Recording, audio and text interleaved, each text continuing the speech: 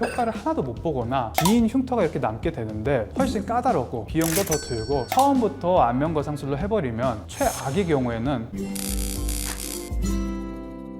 오늘의 나닥은 나다, 성형외과 전문의 윤태경입니다. 최근 들어 중년 성형을 원하는 환자분들 자체가 굉장히 늘었고 찾는 분들이 많은 것 같아요. 그런데 이 수술을 한다고 해서 50대, 60대 분들이 갑자기 20대, 30대가 되는 것은 아닙니다. 현재 모습에서 좀 더 젊어지고 개선되길 원하셔야지 과한 욕심은 언제나 화를 부르기 때문이거든요. 과한 수술을 진행하거나 혹은 잘못된 선택을 하면 어떤 문제가 생길 수 있는지 알아보도록 하겠습니다. 첫 번째, 상안검. 이렇게 하면 망합니다. 상안검 수술은 처진 피부와 과다한 지방 조직을 제거하고 부족한 부분은 또 채워주면서 여기에 쌍꺼풀 라인을 만들어줌으로써 자연스럽고 또렷한 눈매를 만들어주는 대표적인 동안 수술입니다. 가끔 어떤 분들이 상안검을 하면 인상이 싸늘어지는 수술이 아닌가요? 라고 물으시는 분들도 있는데 본인의 피부 처짐 정도와 피부 두께, 눈썹과의 간격이 맞지 않게 두껍고 화려한 쌍꺼풀을 원하거나 혹은 과하게 또렷한 눈매를 원하시는 분들이 이제 그런 문제가 생길 수가 있어요. 그래서 심하게 교정하면 부자연스럽고 또 날카로운 인상으로 변하기 때문에 특히 눈과 눈썹 사이가 거리가 좁은 분들이라면 상안검을 할 때 주의할 필요가 있습니다. 두 번째, 하안검. 이렇게 하면 망합니다. 하안검 수술은 눈 밑에 볼록볼록 나오는 지방뿐만 아니라 늘어진 피부 그리고 패여있는 눈물고랑, 다크서클 등을 개선할 수 있는 방법으로 10년 이상 젊어지는 아주 좋은 수술이에요. 저도 굉장히 좋아하고 100이면 100 다 만족하는 대표적인 동안 수술입니다. 이 하안검 또한 과하게 교정한 경우에 부작용이 발생할 수 있는데요. 과하게 피부를 당기고 제거를 하면은 눈꺼풀이 반대로 당겨지면서 흰자위가 노출이 되고 이것을 삼배간이라고 해요. 또 눈꺼풀이 뒤집히는 안검 외반증도 발생을 하는데 결막이 노출되어서 안구건조증이 발생하고 또 눈시림 등을 호소하게 됩니다. 세 번째, 눈밑 지방 재배치. 이렇게 하면 망합니다. 눈 밑에 지방이 볼록 나오고 이쪽 눈물고랑이 깊게 패이면 사람이 퀭해 보이면서 나이가 들어 보이고 피곤한 인상을 가지게 되는데 눈밑 지방 재배치 수술은 이를 개선하고자 눈 밑에 있는 지방을 눈물고랑이 꺼진 부위로 이동시켜주는 수술이에요. 눈밑을 다루는 수술로는 필러나 주사와 같은 시술도 있기는 합니다. 심하지 않은 분들의 경우 그러한 시술로도 약간의 개선 효과를 볼 수도 있겠는데 그러한 시술들은 근본적으로 눈물고랑을 만드는 인대 조직이나 지방이 볼록볼록하게 나오게 되는 안과 경막에 대해서 원인을 해결해주지 못하기 때문에 효과를 하나도 못 보거나 최악의 경우에는 필러와 같은 이물질들이 피부에 얕게 울퉁불퉁하게 보이고 또 딱딱하게 만져질 수도 있는데 이런 것들이 한번 자리를 잘못 잡으면 제거하기가 굉장히 어렵습니다. 그렇기 때문에 성형외과 전문의에게 정확한 진단을 받고 그에 알맞는 치료법을 찾는 것이 중요합니다.